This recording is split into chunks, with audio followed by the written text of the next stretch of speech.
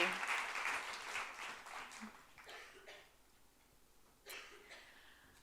I was brought up in a household where exercise was really important.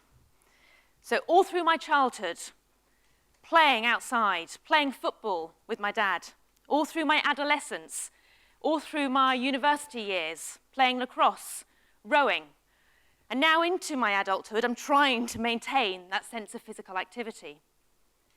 Really important to me in terms of how I channel my energy, and I was taught that a fit body is a fit mind. And that came to me very strongly 2 weekends ago, when along with 15,000 other men and women, I walked through the streets of London overnight. I power walked 26.2 miles in aid of breast cancer research. Wearing a very decorative, symbolic bra, myself and 13 other colleagues dragged ourselves past some fabulous sights from 11 p.m. up until 6 a.m. the next morning, thinking about what we were doing and why we were doing it. And every one of those miles, I was struck by what was driving us as a team. And I thought back to a conversation I had in November with a member of my team who came to me in some distress, opened her heart, and said to me her sister had just been diagnosed with an advanced stage of breast cancer. Obviously, the world had just fallen out from beneath her, and she was struggling to comprehend and understand what was happening. And I responded in the way that I could, as a leader in the business, to see what I could do to help her. But as I sat there with my arm around her shoulders, trying to talk her through the impact of what was happening to her and her family, something else came to me. And that something else was, we need to do something about this. What can I physically and tangibly do to help my colleague deal with this tragedy? And that's where the idea of walking the moonwalk came. And on the 26th, we got our boots on and we walked. And between us, we raised over £10,000. And what struck me on reflection was that my response to my colleague, firstly, was one of practicality and professionalism in terms of what I could do to help her. But actually, what became far more powerful and compelling was the fact my instinct was telling me to do something more. And the physical activity, the physical act of getting out there, joining together collaboratively with other men and women and doing something to address this terrible disease actually supported my colleague far more. And that was my gut speaking to me. That was my gut telling me I needed to do the right thing. Not just for her, but for all of us. For you and for me, for everyone that we know that is touched by this disease. And I believe that our gut is something that we are at risk of actually losing touch with.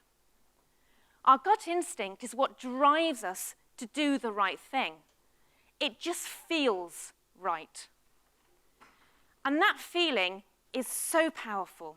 I couldn't explain it. I had no idea what walking overnight would do to my body, or by doing 26.2 miles and then getting up for work the next day would impact me. But I just knew that actually, by doing this, by having a goal, by focusing, we could unite. And that was my limbic brain making the decision for me. The emotional bit of my brain, not the rational bit, actually telling me what the right thing to do was. And the bit of the brain which makes those decisions is different from those things which controls our feelings. So our inability sometimes to verbalize why it feels like the right thing to do makes us nervous. And that's why sometimes we don't trust our gut, because we can't explain it. And we start to doubt ourselves, and we start to trust the empirical data that instead our gut is telling us not to do. So my message is around how we can reconnect with that inner self. What we can do to think about finding deep within us what our instinct and what our intuition is telling us. We're living in a world today where wherever you go, there are rules, there are more laws, there are more regulations, there are guidelines, there are principles. You name it, they're everywhere. And we're beginning to lose sight of what the right thing to do is. Who's accountable? Who owns the decision? Just literally a couple of weeks ago, there was a piece of research done by the university based out in Indiana, the University of Notre Dame. And they did some research on financial services professionals. They researched and surveyed over 1,200 professionals. And what they were saying is that actually they confess, and this is the headline stat that came out of this survey, 33% of those surveyed confessed that they would take part and engage in insider trading if they stood to gain 10 million US dollars and if they knew they would not get caught. And here we are, just literally days after seeing all of these fines being imposed on a number of big banks. And we're seeing daily headlines around bribery and around corruption. And yet, we're ready to admit that actually we don't know what the right thing to do is. Now, I'm not saying that it's easy, okay? This is not something that is black and white. Doing the right thing is not binary. It is situational. What is right today may not be right tomorrow. What is right for me here in Western Europe may not be right for somebody sitting in another part of the world. Globalization and diversity has actually made our lives pretty challenging. And this ability to be able to think about the impact of our actions and our consequences of our decisions has been lost. We're struggling to understand how we can apply an ethic of care in the way that we live our lives. Instead, we're driven by this need to be obedient or to follow the rules, even though it might not feel comfortable to us. Now, I don't know about you, but I don't have a code of conduct or a rule book at home about how to live my life. But when I go to work, I do. So I'm struggling to understand how my values which I operate and which I live my life outside of my workplace cannot be the same as those within which I apply myself to my professional life. My sense of integrity, my sense of honesty, and my sense of fairness are within me wherever I am and whatever I do. So what is stopping me? What is suppressing that ability to use it? And it comes down to the word trust. We have to learn to trust ourselves first. If we don't trust our gut and trust our instinct, how can you expect people to trust you?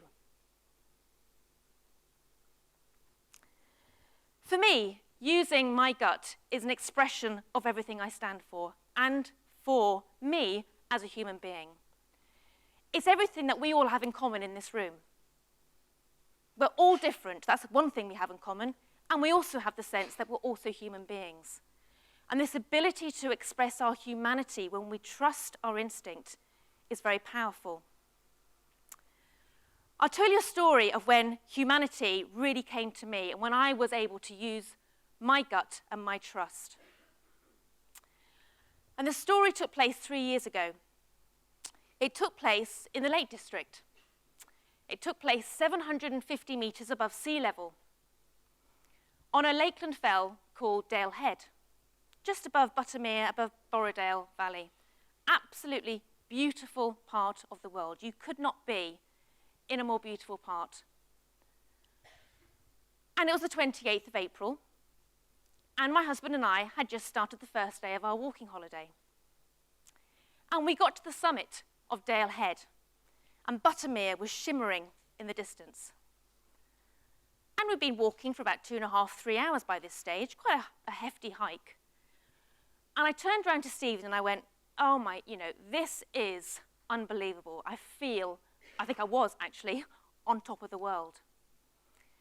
And I turned around to Stephen, and my husband was on his all fours. And he suddenly flipped up in the air and crashed and landed on his back.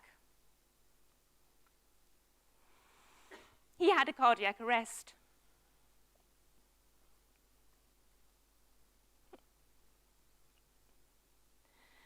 My gut told me, 750 meters high, I needed to do something.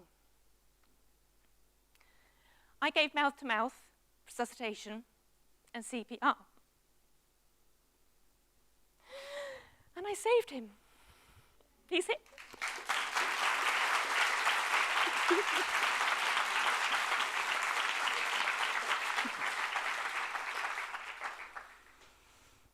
"50 minutes later, he was airlifted off Dale Head. Some nurses heard me screaming and shouting 300 meters away while they were having a coffee on their walk. 4 of them, and a retired doctor. So it wasn't all just me. Between us, we kept my husband alive. 50 minutes. We had no phone signal. None of us, they had their husbands with them. It was just me and my husband. People were walking past asking to help. 25 minutes later, somebody stopped by and went, "Ever so sorry to disturb you. Could I help?" Very English. And we were like, chaos. And the retired doctor was trying to say to me, at this point in time, there was nothing that they could do. We still hadn't managed to rouse some help. And this walker said, "I've got a GPS satellite phone. Would you like me to phone through with some coordinates?" And for me, within 25 minutes of that call, everything became a blur. 3 mountain rescue teams, an RAF Sea King, an air ambulance, 2 sets of paramedics. And they looked at me and they said, "What on earth did you do? You don't survive out of hospital cardiac arrests. The stats are less than 1%. And look where you are, you're on the top of the world." And I said, my gut told me I had to do something. I couldn't just stand there, I had to save him. And that's why trusting your gut, I couldn't explain it, I'm not medically trained. I didn't know Stephen was having a cardiac arrest. I didn't know the difference between a cardiac arrest and a heart attack. I had no idea. But somewhere, somehow, in me said, actually, this is not right. I have to do something. And every time I have done that, whether it be helping my colleague at work, whether it be putting myself forward for a job, whether it be walking away from a relationship which is not doing me any good, or indeed saving my husband's life, it's changed my life. So I would really encourage you and implore you to be brave and to take that step forward and to have that sense of purpose and to let your emotion sometimes let you do that thing which you've always really wanted to do. I was in 2 minds, actually, whether to tell you my story today. I didn't know whether I'd be able to tell you. And Stephen said to me this morning, "You know what you need to do. Trust your gut." So I have. Thank you for my story. So